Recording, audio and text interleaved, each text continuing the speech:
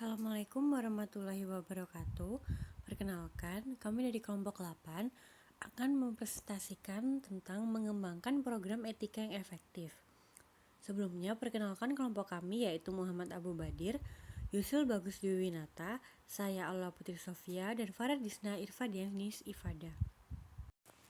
Tanggung jawab perusahaan sebagai agen moral. Semakin lama, korporasi dipandang tidak hanya sebagai entitas yang menghasilkan laba, tetapi juga sebagai agen moral yang bertanggung jawab atas perilaku mereka kepada karyawan, investor, pemasok, dan pelanggan.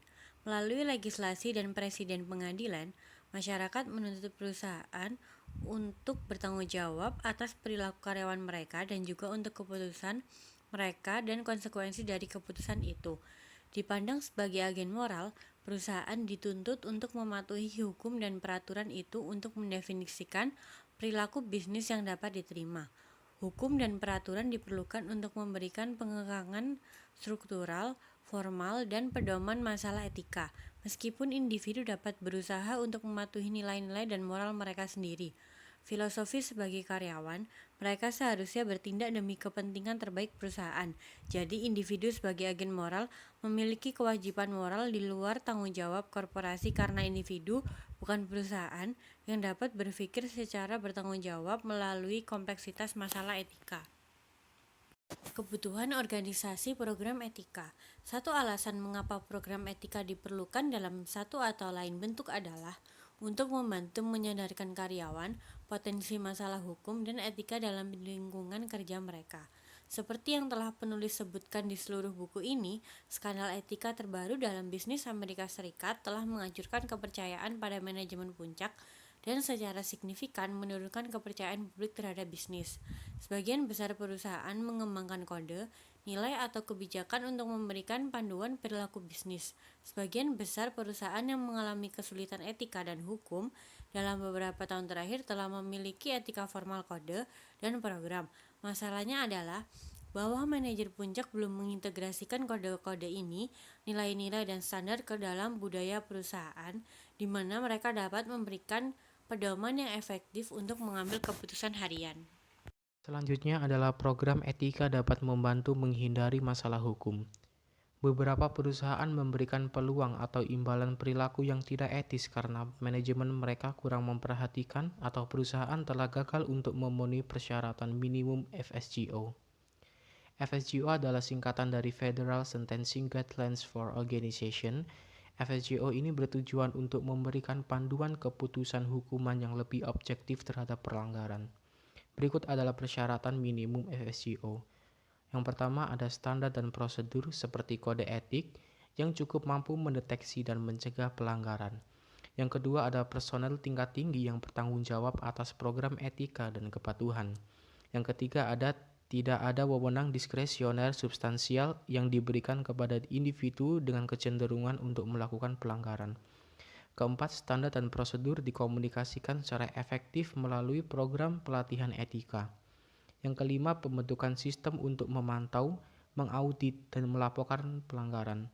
Yang keenam adalah penegakan standar, kode, dan hukuman yang konsisten. Yang ketujuh ada peningkatan keberlanjutan program etika dan kepatuhan. Dalam kasus seperti itu, perusahaan dapat menghadapi hukuman dan hilangnya kepercayaan publik jika salah satu karyawannya melanggar hukum. Pedoman mendorong perusahaan untuk menilai bidang risiko utama mereka dan untuk menyesuaikan program kepatuhan yang akan mengatasi risiko ini dan memenuhi kriteria efektivitas utama. Pedoman ini juga membuat perusahaan bertanggung jawab atas kesalahan karyawan mereka. Survei integritas forensik menemukan bahwa sekitar setengah dari mereka yang disurvei merasakan hal itu. Perusahaan mereka tidak akan mendisiplinkan pekerja yang bersalah atas pelanggaran etika. Dan 59% mengatakan bahwa mereka merasakan tekanan untuk melakukan apapun untuk memenuhi tujuan bisnis.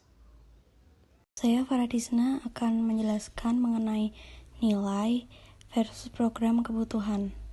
Program etika dikembangkan sebagai sistem untuk mengontrol organisasi. Tujuannya adalah untuk menciptakan prediktabilitas dalam perilaku karyawan atau memprediksi perilaku karyawan. Terdapat dua sistem kontrol yang bisa dibuat.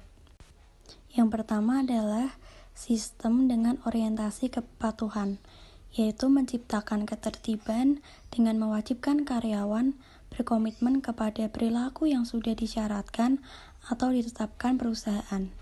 Orientasi ini berhubungan dengan hukum, undang-undang, kontrak, aturan, dan hukuman jika tidak mematuhi apa yang sudah ditetapkan oleh perusahaan. Yang kedua adalah sistem dengan orientasi nilai, yaitu mengembangkan nilai-nilai bersama dengan mengesampingkan hukuman agar lebih fokus kepada cita-cita bersama seperti meningkatkan komitmen dan akuntabilitas. Kedua orientasi ini itu bisa digunakan, tetapi dalam jangka panjang lebih baik menggunakan program dengan berbasis nilai, karena dengan menggunakan orientasi nilai ini akan menciptakan perilaku etis dan integritas karyawan. Selanjutnya adalah kode etik. Kode etik merupakan dokumen tertulis yang mengandung pola aturan, tata cara, pedoman etis dalam melakukan suatu kegiatan atau pekerjaan. Fungsi dari kode etik ini adalah sebagai prinsip dasar untuk berperilaku, sehingga di dalam kode etik ini terdapat perilaku mana yang dapat diterima dan tidak dapat diterima. Terdapat beberapa alasan mengapa kode etik gagal dilaksanakan. Yang pertama, kode etik tidak mudah untuk diakses. Yang kedua, kode etik ditulis secara legalistik sehingga sulit dimengerti oleh karyawan. Yang ketiga, kode etik terlalu samar sehingga tidak memberikan arah yang akurat. Yang keempat, kode etik tidak dipromosikan. Dan yang kelima, manajer puncak tidak menerapkan kode etik tersebut.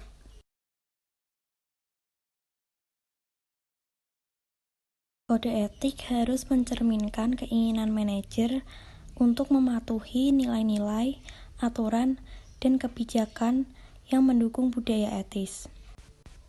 Dalam mengembangkan kode etik, perlu melibatkan presiden, dewan direktur, kepala eksekutif, dan dipastikan oleh staf hukum apakah kode etik sudah benar agar tidak berpotensi menimbulkan masalah hukum. Terdapat 6 nilai yang disarankan harus ada sebagai kode etik. Yang pertama adalah kepercayaan, yang kedua rasa hormat, yang ketiga tanggung jawab, yang keempat keadilan, yang kelima kepedulian, dan yang keenam kewarganegaraan. Untuk menerapkan keenam nilai tersebut, karyawan memerlukan contoh spesifik dari manajer puncak mengenai bagaimana nilai-nilai tersebut diimplementasikan. Maka, pendistribusian, pelatihan, dan dukungan dari manajer puncak sangat diperlukan. Oleh karena itu, kode etik harus dikomunikasikan secara efektif agar para karyawan memahami hukuman apa yang akan didapat jika melanggar aturan sehingga meningkatkan dalam mengambil keputusan secara etis. Kode etis tidak harus begitu rinci, tetapi yang paling penting memberikan pedoman dan prinsip untuk membantu karyawan mencapai tujuan etis organisasi. Kode etis tidak sepenuhnya menyelesaikan setiap masalah etika yang ada, tetapi dapat membantu karyawan dan manajer untuk menangani dilema etika dengan menentukan atau membatasi kegiatan spesifik. Selanjutnya yakni petugas etika. Program etika organisasi juga harus memiliki pengawasan oleh orang-orang yang berpangkat tinggi yang dikenal menghormati standar hukum dan etika. Orang-orang ini sering disebut sebagai petugas etika, bertanggung jawab untuk mengelola etika dan program kepatuhan hukum organisasi mereka. Mereka biasanya bertanggung jawab untuk yang pertama, untuk menilai kebutuhan dan risiko yang harus ditangani oleh program etika seluruh organisasi. Yang kedua yakni mengembangkan dan mendistribusikan kode etik atau etika. Yang ketiga, melakukan program pelatihan untuk karyawan.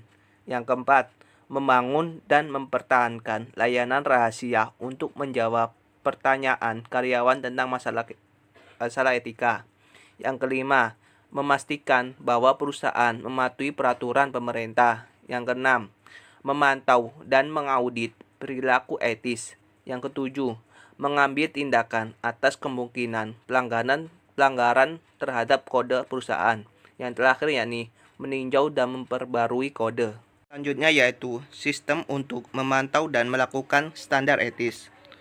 Program etika yang efektif menggunakan berbagai sumber daya untuk memantau perilaku etis dan mengukur efektivitas program, seperti mengamati karyawan, audit internal, survei, sistem pelaporan, dan investigasi, dapat menilai kepatuhan terhadap kode etik dan standar perusahaan.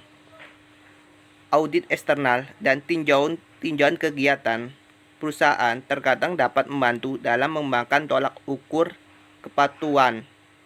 Banyak perusahaan membuat jalur bantuan etika yang juga disebut dengan hotline untuk memberikan dukungan dan memberikan karyawan kesempatan untuk mengajukan pertanyaan atau melaporkan masalah. Hotline sendiri berfungsi sebagai titik kontak pusat di mana komentar kritis, dilema, dan saran dapat ditugaskan kepada orang yang paling tepat untuk menangani kasus tertentu. Selanjutnya yakni A. Peningkatan berkelanjutan dari program etika. Yang pertama, implementasi merancang untuk mencapai tujuan organisasi menggunakan sumber daya yang tersedia dan diberikan kendala yang ada. Yang kedua, implementasi menerjemahkan rencana aksi ke dalam istilah operasional serta menetapkan cara yang dengannya kinerja etis organisasi akan dipantau, dikendalikan, dan ditingkatkan. Yang ketiga yakni mendorong program perspektif ketidaksepakatan dan pemberdayaan orang membantu menyelaraskan kepemimpinan perusahaan dengan karyawannya.